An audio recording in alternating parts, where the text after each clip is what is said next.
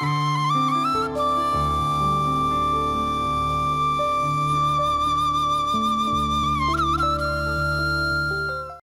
TV நேயர்களுக்கு இனிய காலை வணக்கம். இந்த அற்புதமான பொழுதிலே மனிதர்கள் இன்பமாக வாழ முடியாமல் பல பிரச்சனைகளுடன் வாழ்கிறார்கள். அந்த பிரச்சனைகள் தீர்க்க முடியாமல் இருக்கிறார்கள். இதற்கு என்ன செய்யலாம் என்ற பல கேள்விகள். ஆக இன்று மனிதர்களுக்கு இந்த மன எழுச்சி சார்ந்த பிரச்சனைகள் தான், அது ஈகோ பிரச்சனை என்று சொல்கிறார்கள்.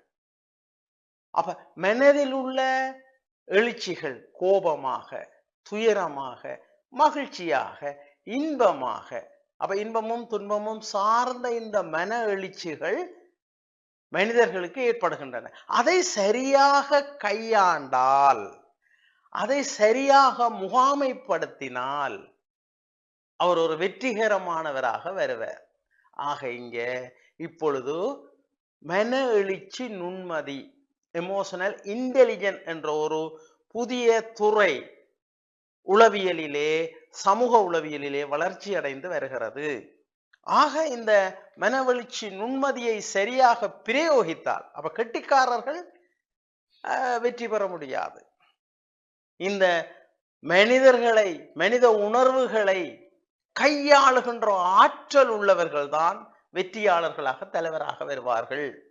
ஆகவே இதிலேயும் எங்களோட நாட்டில் குறைபாடுகள் இருக்கிறது.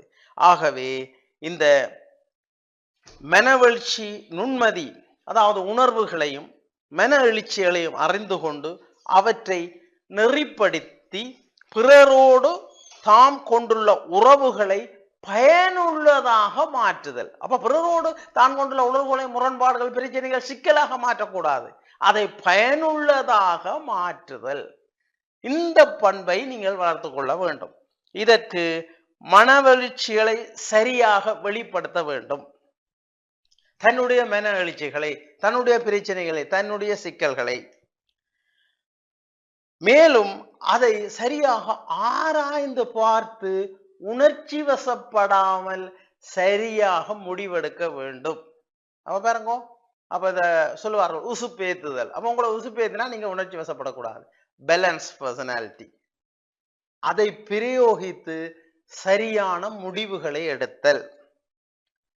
அப்ப மற்றவர்களுடைய மன எழுச்சிகளை புரிந்து கொள்ளுது. சிலர் அவர் முரண்பாடா இருப்பார், அவர் பிரச்சனையான இருப்பார், எல்லாரும் நல்ல மனிதர்கள் தான், அந்த சூழ்நிலைக்கு அவர் கைதியாக இருப்பார். அதை நீங்க புரிந்து கொள்ள வேண்டும்.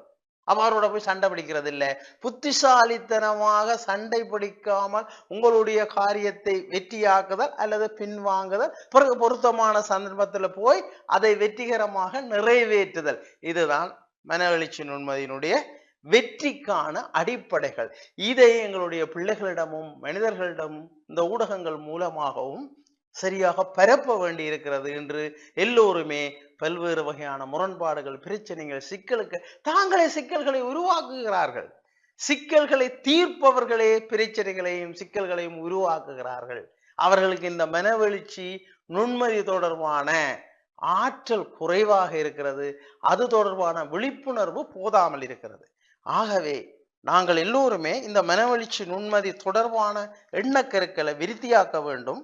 இதுல மிக முக்கியமாக பிரச்சனை தீர்க்கும் உபாயம், இதை இன்று கல்வித்துறையில முதலாவது கற்பித்தல் முறையாக கூட கொள்கிறார்கள். அப்ப பிரச்சனைகளை தீர்க்கின்ற ஆற்றல், பிரச்சனையை தீர்க்கின்ற உபாயம் இந்த மன எழுச்சி நுண்மதியினுடைய பிரயோகத்திலே காணப்படுகின்றது. அப்ப இதை பார்த்து கொண்டிருக்கிற நீங்கள் எல்லோருமே இந்த மன எழுச்சிகளை சரியாக கட்டுப்படுத்தி பிரச்சனை தீர்க்கின்ற ஆற்றல் உள்ளவராக, ஆளுமை உள்ளவராக மாறுவதற்கான வலுவூட்டல்களை பெற வேண்டும். அதற்கான விழிப்புணர்வுகள் அப்ப என்ன செய்யும் சொன்னா, அப்ப இது தொடர்பான விழிப்புணர்வு உங்களுக்கு இருக்கணும். அடுத்தது, பிரச்சனையில புரிந்து கொண்டு ஒருவரை ஏற்றுக்கொள்ளுதல். அவருக்கான பிரச்சனையோட இருக்கலாம், அவரை ஏற்றுக்கொள்ளுதல். அடுத்து அவருடைய மனநிலையை புரிந்து கொள்ளுதல், அவருடைய செயற்பாடுகளை ஒழுங்கமைத்தல். அப்ப முதல் தன்னை மதிப்பீடு செய்து தன்னுடைய ஆற்றல்களை சரியாக ஒழுங்குபடுத்த வேண்டும்.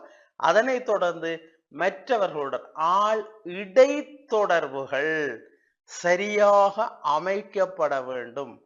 அது சரியாக அமைந்தால் மனிதவள முகாமைத்துவத்திலே பல வெற்றிகளை நாங்கள் காணலாம். வணக்கம்.